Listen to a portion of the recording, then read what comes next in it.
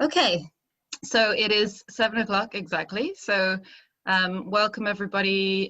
Thanks for joining us this evening for In Conversation with Etain Hickey and Helen O'Keefe. So my name's Anna and I'm a member of the committee of West Cork Creates.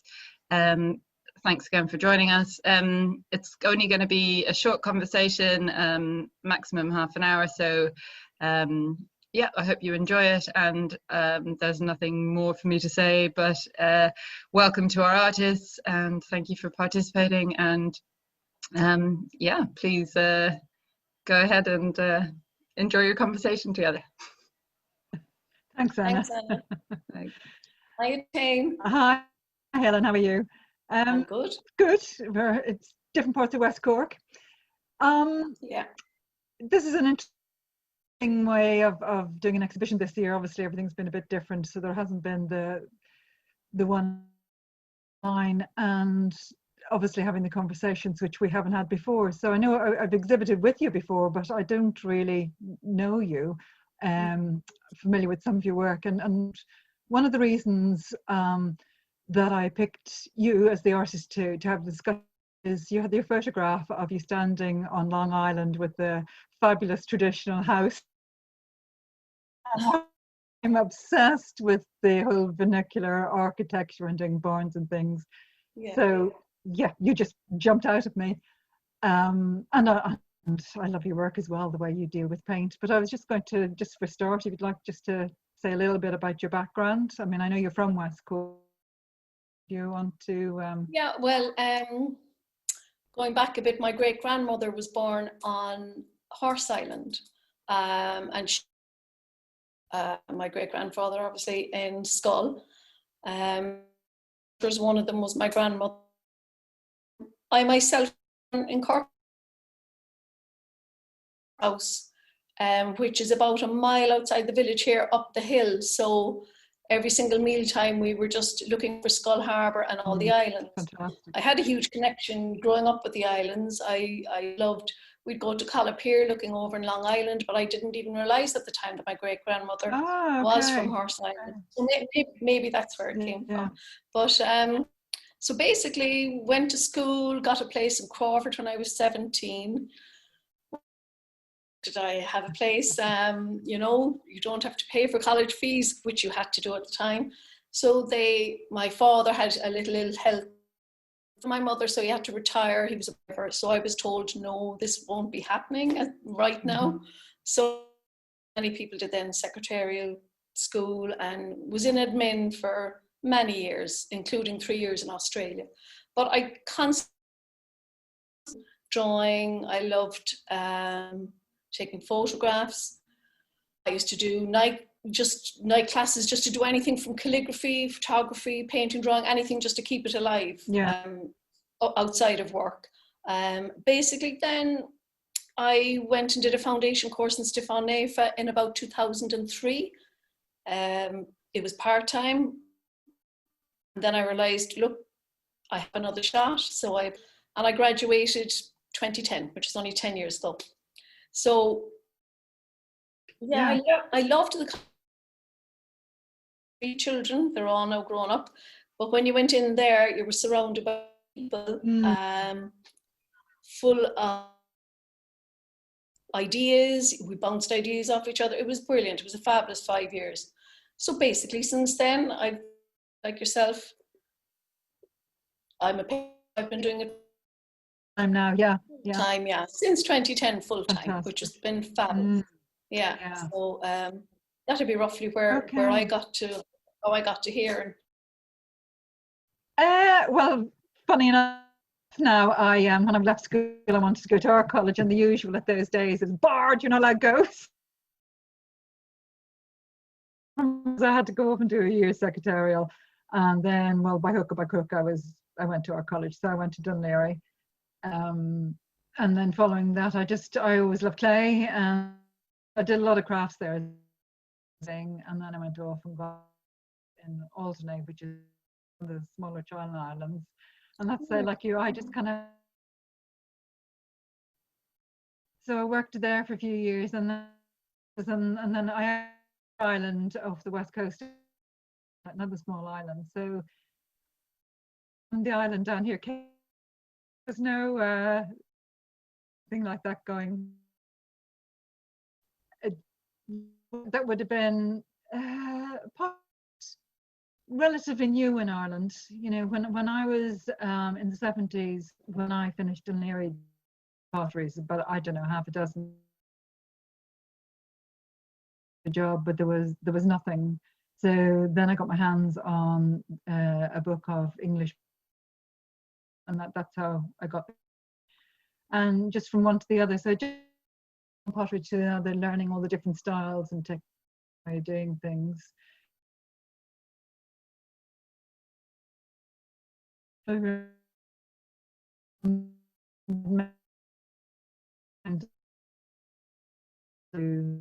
West Cork, because it was the usual, it was a ruin. I don't know whether it was will or the usual paperwork wasn't in order. So it was actually 1980 by the time we actually got to move. But I mean, we've yeah. So I've just been a full-time potter ever since. And I suppose yeah, just changing. Well, I mean, for the first, or still until relatively recently, we had to do production.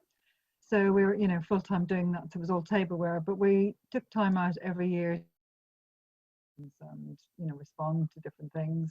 We would have been very involved in the Society of Cork Potters in 1980. So we're celebrating 40 years this year. So I've been a member of that. I suppose you were in there, you liked the whole thing in college and having other like-minded people. I suppose for us, we the Society of Cork Potters, but also with in later years in the West Cork Craft and Design Guild. It's kind of, well, Sir Alison was the chair of that for years and has started Creates Exhibition. So that's all comes under the one umbrella. So that's, yeah, the net be quite important for me as well. Yeah. Yeah, no, definitely it is. It's a huge part, I think, of being an artist. And this peninsula is just saturated, really. Absolutely, yeah. But aren't you in Cork with the backwater printmakers? Yeah, I'm on the board of Backwater Artists Group. They're an artist-led initiative along with Cork printmakers. Recently, well, about a year ago, they set up Backwater Art. Any artists around Munster or anywhere really, studio or in their home, you can join up, and they had intended, what we initially were doing was quarterly meet and greet lunches where there would be critiques and artist talks, and I think that has changed now to Zoom meetings, artist talks, and there's workshops. So that's a really good thing if you are, you know, if you're feeling isolated or anything. Yeah, exactly. Yeah. Like, especially now with Zoom, I about Zoom before. I never heard of it before COVID either. Yeah. So we're all adapting, and I mean, so somebody can be sitting in the sheep's head now on Zoom. I think that's I think it's called. Okay. So that might be worth it out there. That is, they're the kind of things, they're the initiatives that would be hugely beneficial to.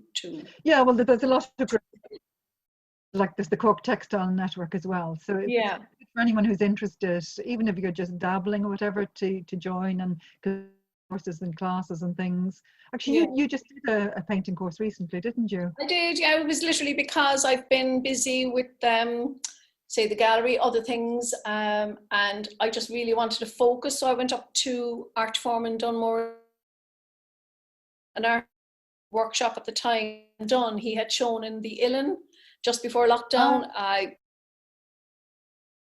really love his work. So I went up, and so for 3 full days I was just completely immersed in it, and it was fabulous. And you know, there's another one, Eamon Coleman is supposed to be doing one in October.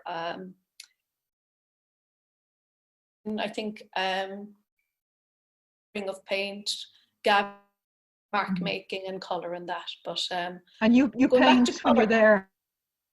You paint No, when you you're do, there. yeah, 100%. Literally, you Yeah, paint for the full time you're there, yeah. yeah. Different courses, but again, you'll always learn every Of single. course. Yeah.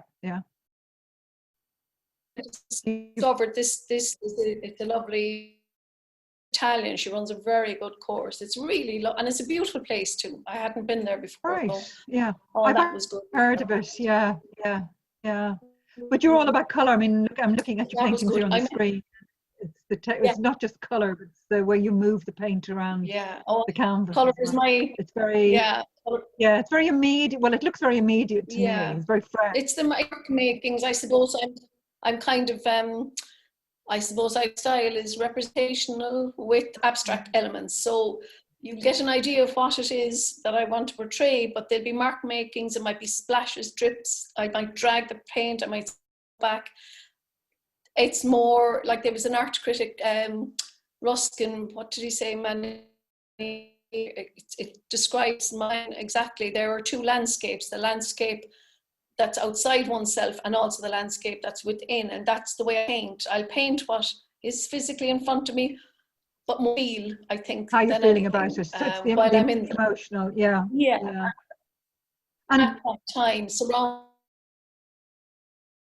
like there's carpets of furs and heathers and wildflowers there, and you couldn't help but be inspired in places like that, you know.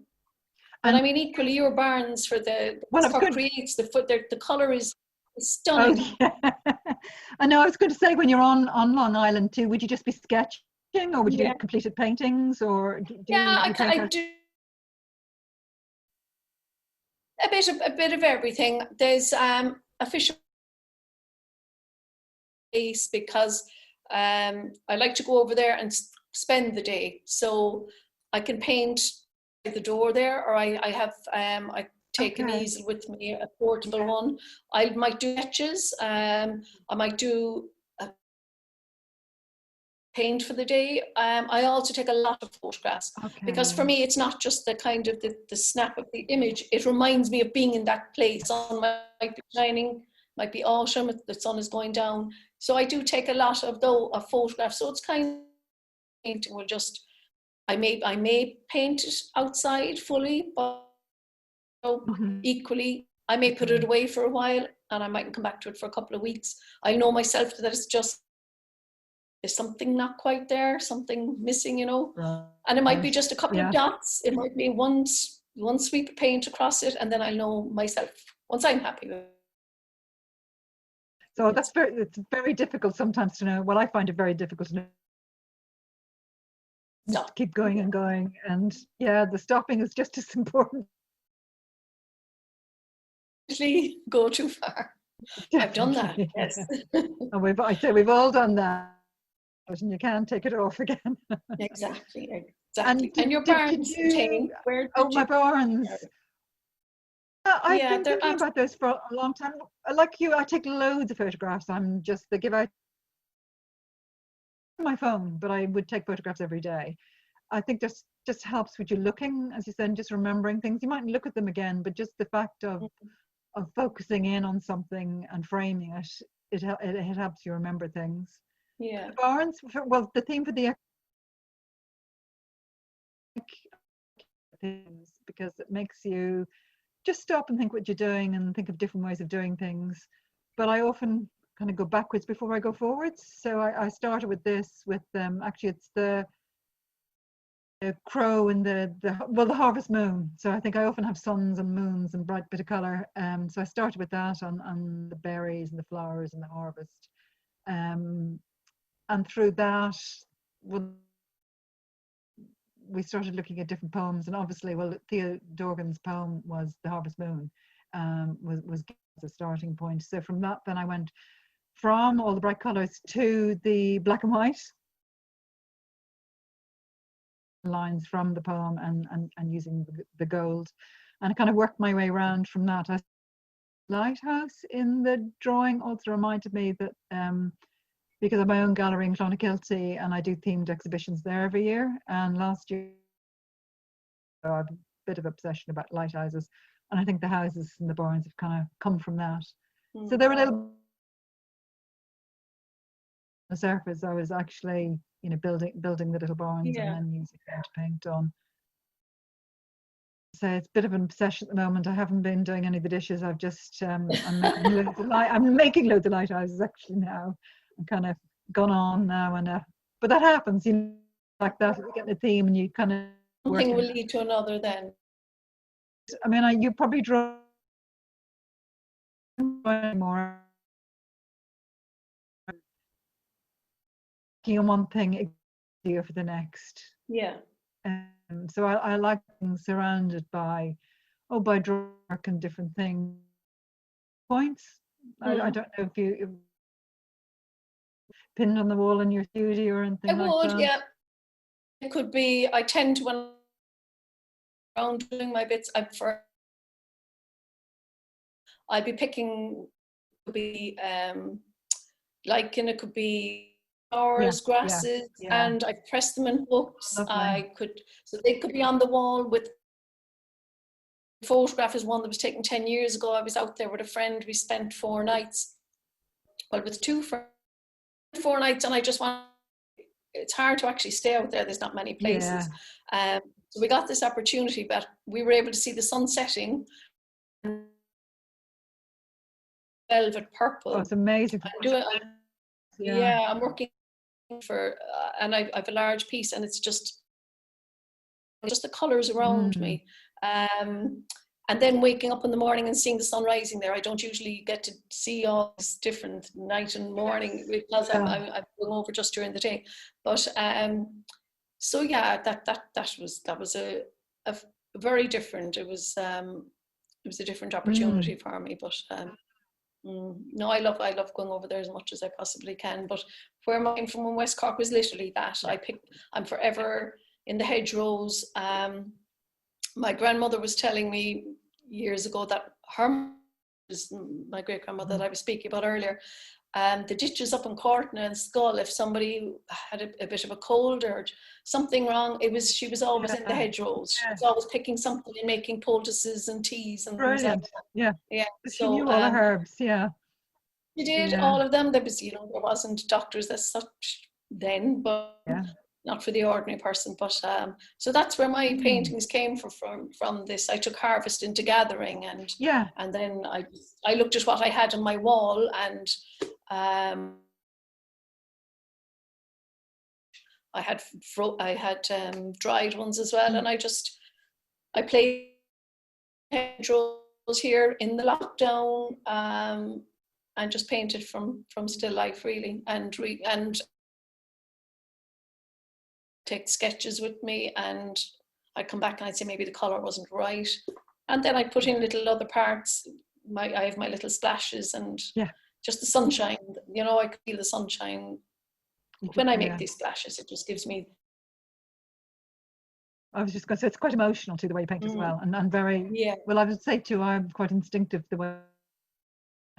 Yours looks like that too, just very emotional, very instinctive. Very much so, very much so. And just size of paintings, would you do small and large canvases as well? Very small, like I did a series there now not long ago. I suppose they're probably about 6 inches by 4 inches. There's a lot of grassy roads over in Long Island that, they don't really lead anywhere, but you've got the hint of a road, the rock, the stone walls. So I did a series of those. I like pushing myself as well. I absolutely love painting large. I suppose the largest I would be about 5 foot by 4 feet. Big, and I love that you can nearly feel yourself getting into the painting, I would like to do more of those, but these are about 40 centimeters square, which would be, they'd be average really for the size. But I like pushing myself, as I say, and the little small ones, they were different.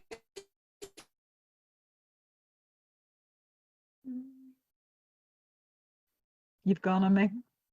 I don't know if you can hear me. You're frozen there. They were tiny, but Sorry, I really enjoyed them now as well. I lost you. But gold is important to it, isn't it?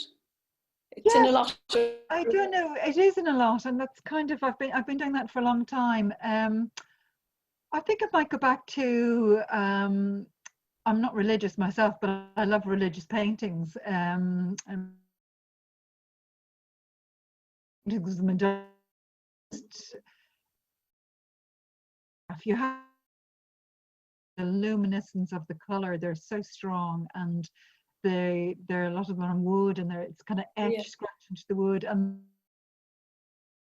it just makes. And I think that's when I started. And oh gosh, years ago, I was doing a lot of women, just portraits of women, because I wanted to use pattern and color. And so I started off just kind of shoving in a face, and then the gold came into it. I'd also be influenced a lot by textiles, you know, natural and weaves, just all that kind of building of patterns and color. So that kind of came into that way around, and I've kind of, I've been using the gold ever since. I think sometimes it just gives a little bit of a zing, a little something else. But again, that's the one you know, it's less is more. So it's just trying to control yourself in that. So you just do tiny little bits. But my work has gotten much smaller. I used to work much bigger, but I'm very comfortable with small. I kind of like, I don't know, something that you can even just put in the palm of your hand. That's what I like about the little barns. They're very, very small, much smaller than work I've made before. And I kind of like that. And they're like little toys. Like my grandson was here a week ago, and I had some new ones out, and he just started arranging them. It was like a game. So he's creating the field and the house, and he had a little story about it all, which was really nice. So that's so it's just painting on 3D is kind of what I'm doing with that at the moment. Yeah, and you love animals, don't you? And the hairs, like some of your plates, hairs, the expression, you can see the expression on them. Yeah, there's something about, the Irish hair, there's something kind of special about that. That kind of ties in, I think, a little bit with Irish mythology and there's a few foxes. I don't know if I've had any foxes down, because I know you're the manager down in the Blue House in Skull, and I've exhibited there for the last few years as well. So you would have seen different bits and bobs. I've seen many. As I say, but every year I do work to different themes. So one year it'll be something, and then I'll move on to something else. Because a couple of years ago, there was a centenary of women getting the vote. So I had an exhibition. It was a two-woman show with Etain Hickey with her paintings. Well, we didn't work on the same theme. She was doing very much landscapes, and she uses a lot of color. Our colors actually are incredibly similar, and we weren't aware of what we were painting, but when we put the work together, it worked incredibly well. But anyway, for that, I just did a whole series of inspiring Irish women, just all different walks of life, people that you've never even heard of, and they made huge changes. But women often get written out of history, as we know. And you were saying you did larger before. I did. Well, when we were doing production, you see, we have a big kiln, but that's when we were doing tableware production every week. So the kiln has always been fired. But then, going back almost 20 years, I started getting into retail. So initially I was in partnership, and then I opened my own place and had a gallery, and just time. So I was kind of doing the two jobs, and we stopped doing a lot of the tableware, and both of us, Stu and myself, started mainly doing exhibition work, and we just have some electric kilns which are smaller and faster, so you can just do a few pieces and get it fired, whereas if you have the big kiln, you'd be waiting and waiting and waiting. Right. When you're not doing huge production. So yeah, my work is as a result, it has to fit the kiln. And then it's just naturally gotten smaller as well.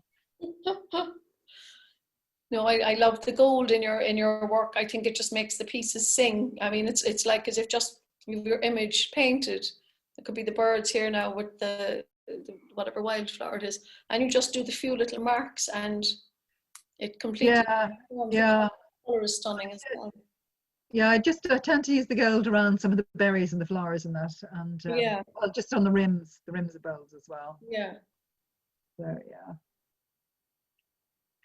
So do you find, when you, as I say, you're working in the Blue House, did that, just meeting other artists too, does that, and seeing all the exhibitions, would that kind of influence your work at all? It wouldn't influence my work as such, but I absolutely love it. I mean, you're just, I'm only here a little time, for, I suppose, about 2 days a week. And it's just, but I would, there's a lot of people help here. So when we're hanging in that, it's great to unwrap and just to see the different shows coming together, because this year the scheduled shows obviously didn't go ahead with COVID. So what Brian and John, the two directors, they decided that everything would go to transfer to next year. So the schedule has transferred. So it was continuous group shows from when it opened. So it's a very short season.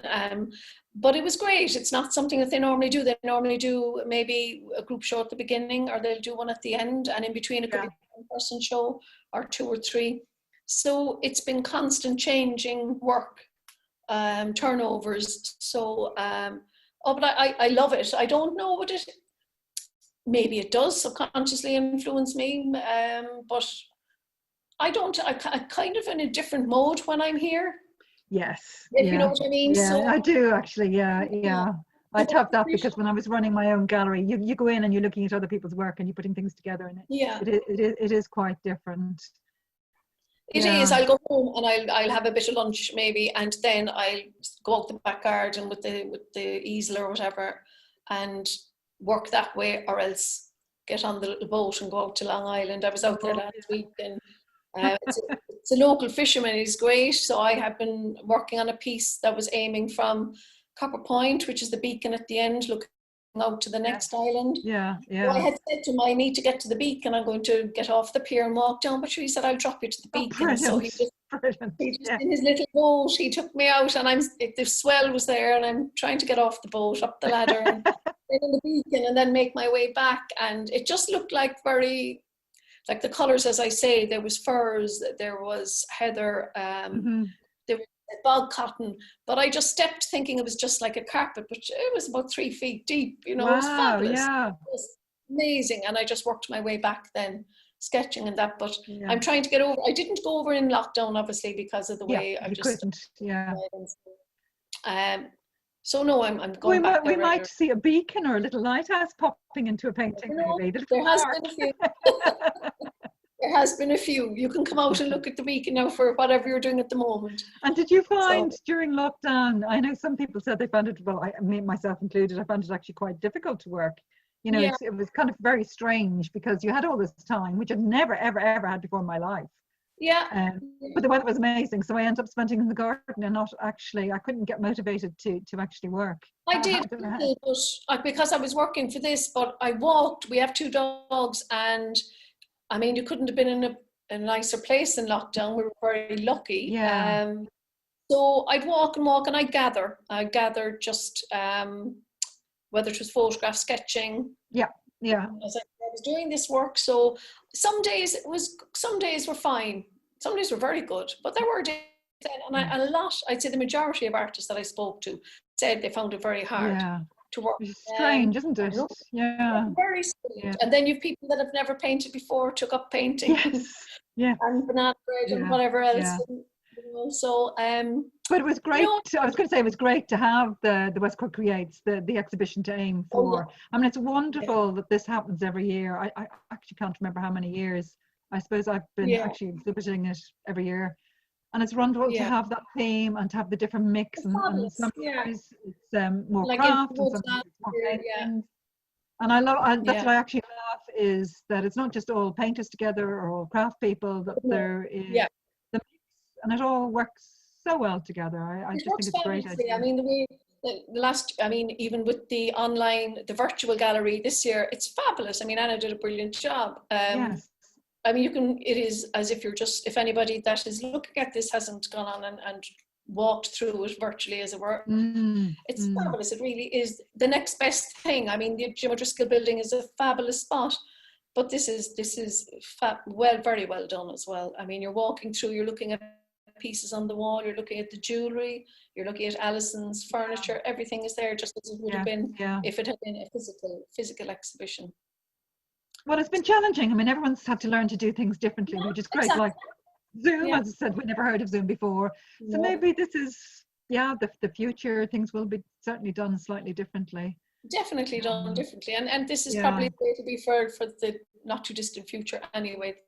Yeah. You know, It just I mean, speeded up a isn't bit. it so much better than just not having to do things? You know, if the whole thing had been cancelled, and like many things, Yeah. so Zoom Yeah. has Yeah. been a savior in Well, even just a lot of having the exhibition online, so yeah, rather than cancelling, they were able to do that. So that's been good. yeah, Yeah. exactly. Okay, This was we're pretty much out of time, guys. So thank you. That was really fascinating, and you asked all of the questions that I would have wanted to have asked. I think you really did cover everything, so thank you for that. I don't think we've actually got any questions from the audience, so I think we'll probably just leave it there. But thank you so much, both of you, for being wonderful participants, and yeah, we look forward to seeing you again soon. Okay, great. Thank Have you. a nice evening. Bye. Bye. Goodbye, everyone. Bye. bye.